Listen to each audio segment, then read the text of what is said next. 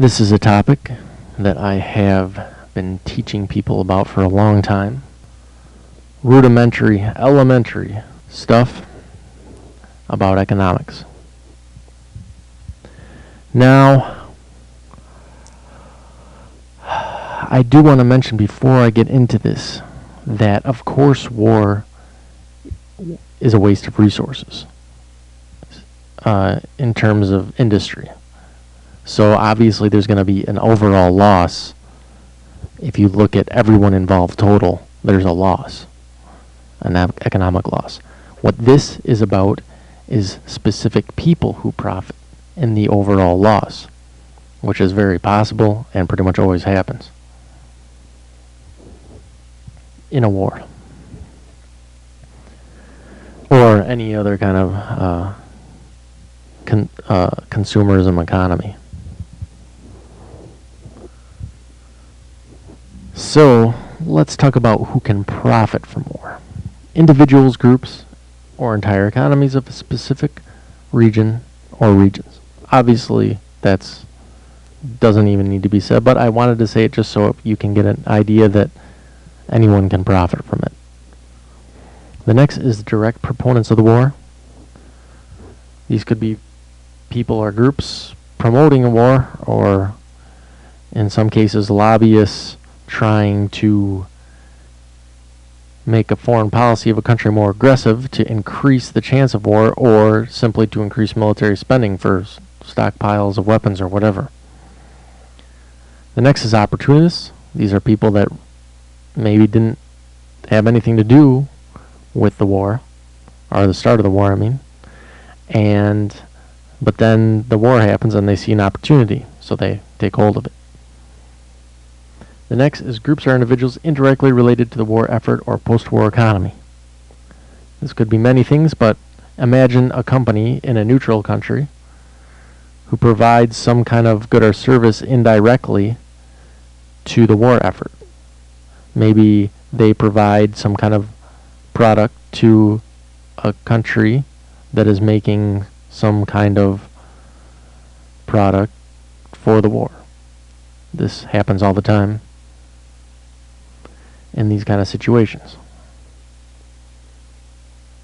Next, I put this one, groups in both public or private sectors, simply because it doesn't matter. It really rarely ever matters if a group or a business is public or private. It's a non-factor, but I just want to put it there so people know. Last one, usually individuals or groups on the winning side or are neutral in the conflict profit, but this is not always the case. There's usually always some examples of a individual or group who profits, even if they were on the, if they existed within the losing country or countries, even if they were sympathetic to those countries and their previous governments or whatever. But let's get on to the specific examples of how to profit. Producing, selling, or delivering arms, fuel, technology, training, food, military aid, healthcare, security, vehicles, equipment, or other products and services related to the war effort. Pretty elementary, pretty rudimentary. Next is investing in corporations who are involved in these things. Again, simple concept. You invest in these corporations that do this, and you get dividends and all that kind of good stuff. Next, starting a business that provides products or services to the contracted businesses, or investing in corporations that provide products or service to the contracted businesses.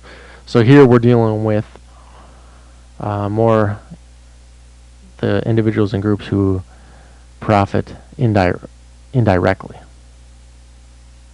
Next is makes loans to the businesses noted above, or to governments, or to private militias, or anything else involved. This is dealing with banks giving out loans, generally speaking, because they will profit on the interest or the equivalent of interest, however the method is done. Next, deals with can deal with something more direct, just simply seizing some kind of resource if you're on the victorious side. But you can take a different strategy also and invest in any kind of new corporations or governments that are going to be coming up in that destroyed region. Some of these resources could be food, lumber, iron ore, arms, fuel, technology, education, drugs, prostitutes, and new forms of currency. Now, drugs and prostitutes, and especially sex slavery, are things that people don't want to talk about. I mean, sex slavery is common here in peacetime. In wartime, it gets even more severe, generally speaking.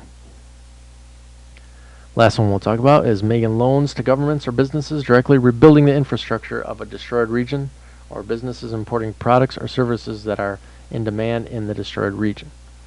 Now, this is just similar. This deals with banks, but instead of directly with the war effort, this is the post-war economy here, is what this is referring to.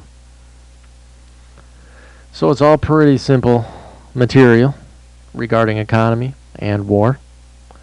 And a lot of this can be held true for any kind of economy dealing with consumerism, as I said before. Because like in war and like in consumerism, there's a lot of waste happening, and that creates demand for more stuff. But I do want to make kind of a little example here. Something that would never happen, but you can compare it to things that actually happen. Just to keep it really simple. Okay, so there's a government who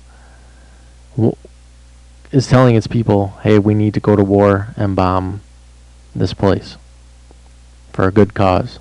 Now, let's suppose these people don't have any idea what's going on outside of their borders. Say they have no information, no access to information. Now, the reason why this government wants to do this is because, well, these businesses are making bombs, and they want to sell these bombs. So they lobby in the government, or they're friends with corrupt politicians who put this policy in place. And what ends up happening is the government can then buy these weapons and bombs. So hopefully you're following me so far. So now what happens? Or how does the government even get this money? Well, the government can print the money. They can get tax money, or they can sell bonds to individuals and groups, whether they're foreign or domestic. But either way, any way those they choose, they buy these bombs. Now, what they do with these bombs is there's actually no war.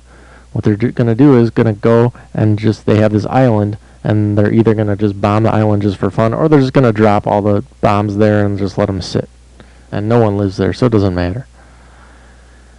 All the while, the people back at home are,